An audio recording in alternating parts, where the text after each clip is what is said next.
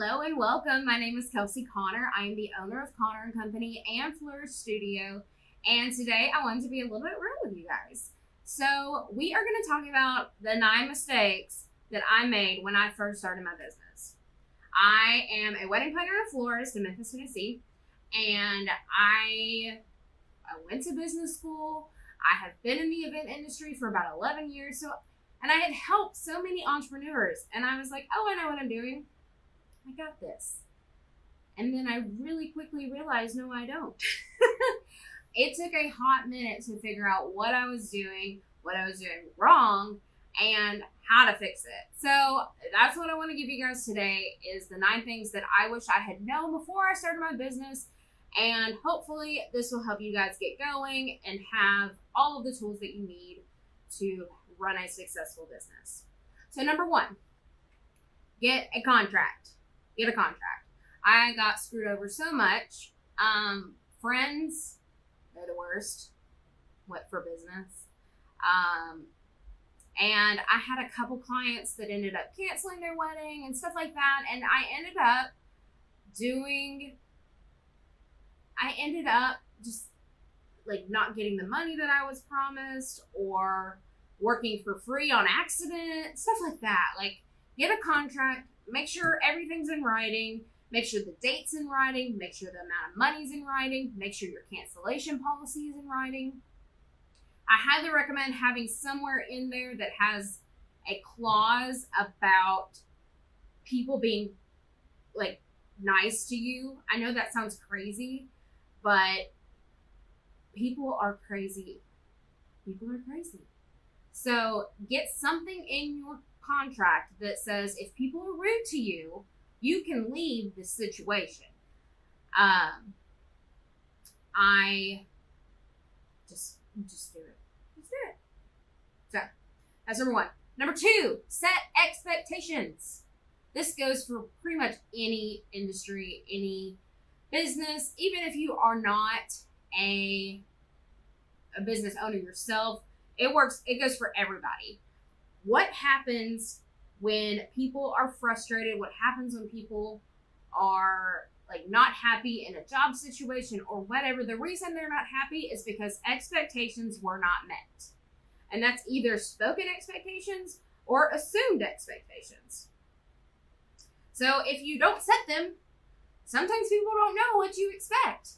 And then you really royally get screwed over. I try to make it very clear from the get-go what I expect of my clients, and vice versa, what they should expect from me. And I ask them what they expect from me, so that as we're going forward, I know, like, okay, well, so-and-so really needed help with X, Y, and Z. And then if they say, oh, well, I wanted somebody to clean my entire venue, I'm like, oh, sorry, I'm not a cleaning service, I'm a planner. Here, let me get you in contact with somebody that does that service. So just setting expectations from the get-go is very, very important. And I didn't do that sometimes. And again, got a little screwed up. Number 3, get a CRM. CRM stands for Customer Relationship Management Tool, basically. You want a CRM tool. I use HoneyBook. It is a very robust system that I love dearly. It's got an app, so I get texts or I get notifications every time I get an inquiry or a payment or whatever. It's so easy.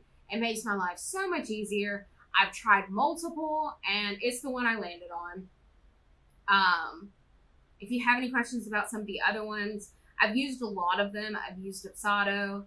I looked at 17 Hats. It wasn't the best fit for me. And I've used a few others. This one seems to be the best, that hooks up to my calendar. It hooks up to everything so that I get notified. I get the notifications that I need, which is really, really helpful. It also helps me keep up with bookkeeping. It helps me keep up with any client needs. I can send my questionnaires through there. Oh my gosh, it's just all in one place. It makes my life so much easier. I swear by it. I love HoneyBook, for real. So, that's number 3. Number 4, Get someone to do your branding for you. I say this because, so my background is in marketing. So especially when you're somebody like me that's very creative and you're like, oh, I can do it. I can do everything. I am the queen of the world. I am DIY. I got you. Like I use Photoshop. I got this. Whew. I mean, my first couple, so I think I did 2 or 3 logos before I ended up hiring somebody. And you see where they are in the trash. They are not on anything anymore. I've thrown away everything that had that logo on it because it wasn't a good fit. It was very generic. It just wasn't what I wanted. So what I ended up, and again, like I use templates. Anyway, basically, so the reason that I think you need a branding expert is they pull the things that you need and they just put it all in one nice little package. There were so many things that cloud my mind because I like them. I'm like, oh, well, I like pink. Oh, I like this. Oh, I like this. And my branding, my graphic designer looked at me and she was like, Kelsey, you're not your ideal client. And I mean, that just was like mind blown. I have another video about ideal clients and I want you to watch it. It's very quick. I think it's like 5 minutes. But I was like, oh my gosh, I'm not. So it doesn't matter what I like. It's what is my client going to like? What is my client going to like associate with? Like, what are they going to feel like? What are they going to like? So getting somebody that is non-biased, third party, looking in on your stuff was so helpful.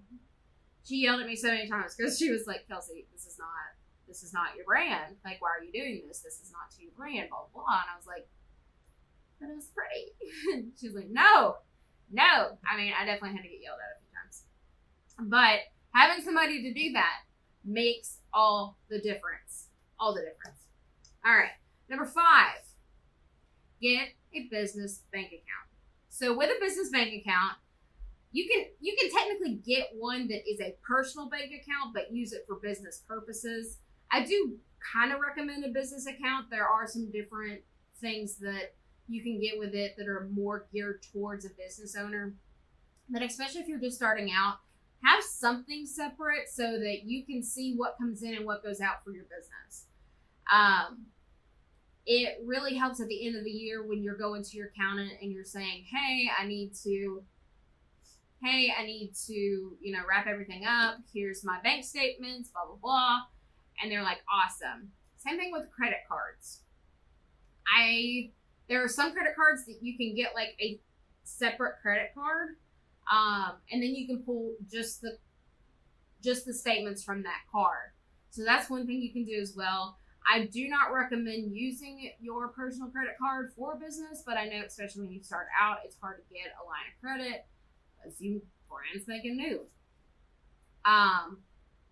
But try to keep everything as separate as possible. It really helps you in the long run. We'll kind of talk later, not in this video, but I will have another video a little bit more about bookkeeping and paying yourself. The gist is you really either need to be a W-2 employee within your business or you need to pay yourself in chunks and then you'll have to pay income tax separate later, depending on how you set up your business. But we'll talk about that in 2 seconds too. All right, so we are on number 6. Number 6 is hiring people. Now, this kind of went along with branding. The moment that I realized, like, okay, you need other voices around you to tell you you are doing the correct thing or the not correct thing. I mean, there's definitely some points that I say, I don't care what you think, I'm going to do what I want to do. But there are some times, especially if you're spending a whole heck of a lot of money, there are some times that you really need to have that person that specializes in it that is helping you. I recommend getting 1099 employees first, or not employees, but 1099 independent contractors. basically these are people that already do what you're needing. So marketing people, freelance designers, stuff like that. I recommend getting them to help you first. And then once you get going, getting a W-2 employee. So the W-2 employee, just so you know, you have to pay taxes on your employees. I just want to make sure you know this. So when you do switch from a 1099 employee to a W-2 employee, you end up having to pay their taxes, or not their taxes, but you end up paying taxes on them. Whole other story. I am not a tax expert. I am not an accountant. So I'm just telling you what I know about it. Take it for what it's worth. Go talk to an accountant. That's basically what I'm going to tell you about that. But I do recommend figuring out what they're called money-making activities. So the things that make you money, like for instance, for me, what makes me money is talking to my clients. My voice and my knowledge is what I sell to my clients. But what doesn't sell, like what I don't necessarily have to do, I don't necessarily have to like pick the pictures for my marketing. I don't necessarily have to write every single word for the blog or pull all the pictures for the blog. I can kind of just steer things and have somebody that knows what they're doing help me fill in the blanks. So it's good to know what your money-making activities are and what you can delegate and what you need to keep. It's kind of the big deal of that. But I definitely recommend once you get to the point that you're growing and you need help, figure out how you can bring it in. It might be somebody that you trade with. Especially when I first got started, I traded a lot of services with people and it was great. So trade what you can. Just don't try to do everything alone is basically what I'm trying to say with this. All right, the next one, number 7. Go get you some insurance. So me personally, I have professional insurance and liability insurance. I have some other insurance too. That's a whole other story. I do have another video on some of this on our website, flourish.university. I can link that in the comments as well. But anyway, so the whole gist of insurance is just have it. Be safe. So professional insurance generally covers you, as long as you're not negligent, it covers you with kind of professional differences. So somebody didn't totally like the way that you edited something, or somebody thinks that you spent $1,000 of their budget in the wrong spot or whatever. It's kind of more opinionated stuff that got messed up somehow, or somebody didn't agree with how you did it. So that's professional insurance. Liability insurance is if something breaks, and especially if you're at a wedding, a lot of more prestigious venues want your insurance to make sure that you're legit. So those are the 2 main insurances that I have for my business, along with, car insurance and stuff like that. So there are a ton of other insurances. Talk to an insurance professional. Highly recommend it. Find professionals that you love. That could be number 10 because I didn't write that down. But anyway, I'll hit on that at the end. So number 8 is get your business license. It always kind of cracks me up when people want a licensed wedding professional. There's not really a photography license or a wedding planning license, or there's not like a, such as a contractor license or a cosmetology license. There's nothing like that for wedding vendors. So people that ask for a licensed vendor, especially when you're brand new, some people get confused. You don't need a license to do what you're doing. You need a business license so that your business is legitimate. I think it's like $30. I highly go get it. It'll save you some grief and makes you look more legitimate, because you are legitimate. You are now a legitimate business. The government knows about you. So I do recommend going and getting a business license. whole other monkey, what kind of business lessons you want. The basic sole proprietor and partnership, at least in Tennessee, is about $30. It could be totally different in other places. So, but that's that. Number 9 is a break even. What's a break even, Kelsey? So a break even is when you are figuring out how many units you need to sell to break even. So I have another video on this. I'm going to link all these videos because we can definitely dig in more. But basically a break even is your expenses divided by your average unit sell and equals the amount of units you need to sell to break even. So for instance, I'm going to make the math really simple. You have $3,000 worth of expenses. You sell your unit for $300. So it might be like a photography session. You sell it for $300. You need to sell 10 units to hit that $3,000. So 10 units or 10 photography sessions means that you have now broken even. So after that 10 sessions, you are now making money. You are now semi-profiting. Depending, that's a whole other story. But theoretically, you would now be profiting. So that's what a break even is. Know your break even. Know what you need to do to make money. We are not in business to not make money. We are not a non-profit. We are not in non-for-profit business. So make sure you're making money. And I guess I'll add a number 10, and that is hire professionals. Find someone. Find you a lawyer. You don't have to have them on retainer or anything. Just find a lawyer that if something hit the fan, you know who you're going to call.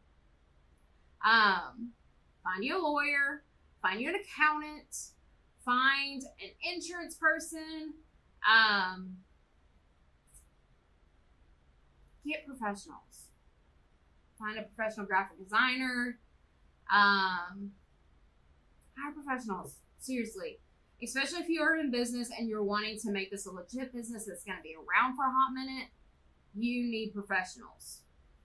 You need professionals. When you treat your business like a professional business, others will treat you as a professional. That's my spiel. Thank you for listening to my actually 10 mistakes that I made starting out. And I hope to see you guys later. Like, comment, and subscribe. And I hope you guys got something out of it. Have a good day.